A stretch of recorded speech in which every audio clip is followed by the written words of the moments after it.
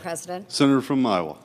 Thank you, Mr. President, and thank you to my colleague from Oklahoma, Senator James Lankford, for arranging today's event.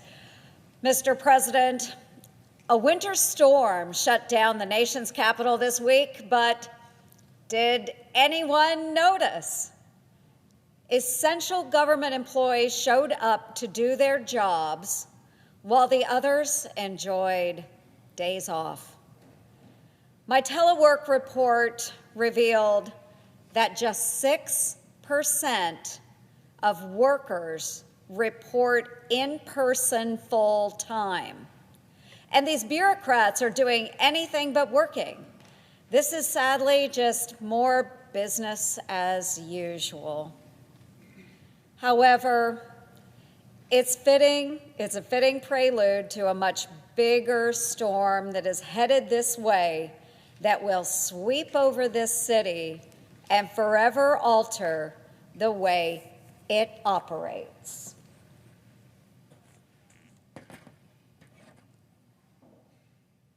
I am, of course, talking about the Department of Government Efficiency, or DOGE. Headed up by Elon Musk and Vivek Ramaswamy, DOGE is putting Washington on notice. Henceforward, every cent being spent will now be scrutinized. All regulations must be justified and continually rejustified using data and outcomes, not just ideology.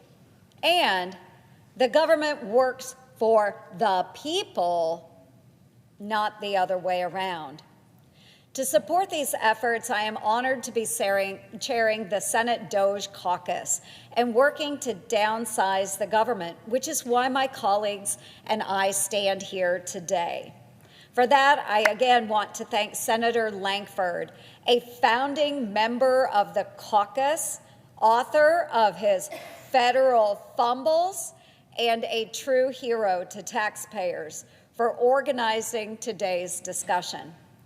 It's a rare occasion for this many senators to assemble on the Senate floor to call for spending cuts.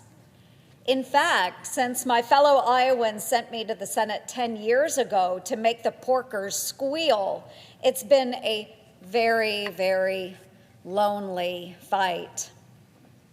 In this era of political polarization, Democrats and Republicans still come together in agreement over one issue: living high off the hog. When faced with proposals to trim the fat from Washington's budget, members of Congress from both parties act like Goldilocks. It's always too little or too big, and never just right.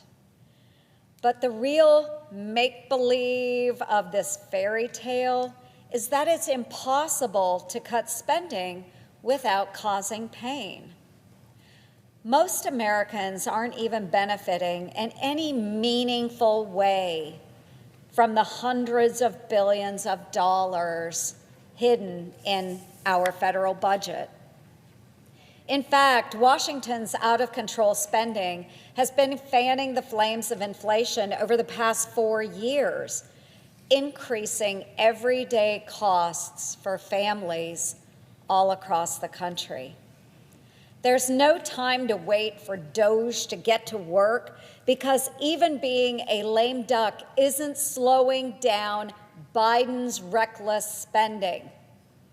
Biden's binge-buying bureaucrats are being ordered to work overtime, including weekends, to get billions of dollars out the door as quickly as possible before President-elect Trump takes office. At the same time, the outgoing administration is cutting collective bargaining deals with government employee unions, giving bureaucrats the right to stay home from work until, get this, 2029. conveniently after President Trump's term. If federal employees don't want to come back to work, well, you know what? DOGE and I are happy to make that dream come true.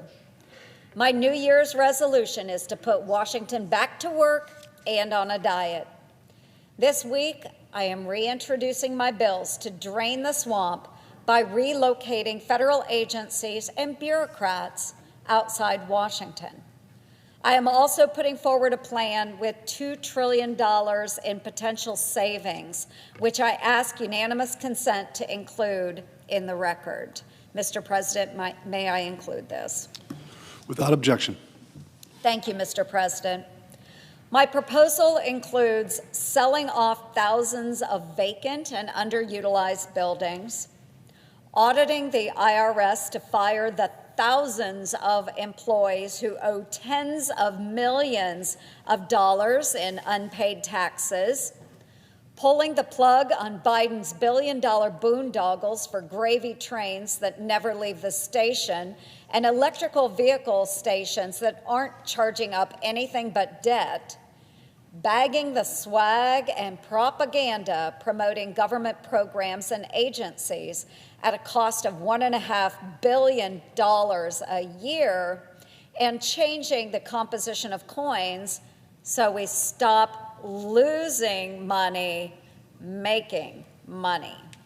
In fact, there's no better example of the cost of government inefficiency. Washington spends 3 cents to produce a penny and 11 cents to produce a nickel. That makes no sense. A penny here, a nickel there. Eventually, these examples all add up to millions, billions, and eventually trillions. The bottom line is that if you can't find waste in Washington, there can only be one reason: you didn't look. Well, folks, I've spent the last decade looking while just about everyone else seems to have been looking the other way until now. While this is a personal issue for me, it should not be a partisan issue. After all, every American benefits from a more efficient government, and everyone loses when tax dollars are wasted. I have worked across the aisle on a number of issues to make Washington more transparent and accountable. So I would invite anyone in this body and everyone who may be watching at home who has ideas to join this conversation and our movement, because DOGE is inevitable. Thank you, Mr. President. I yield the floor back to my colleague.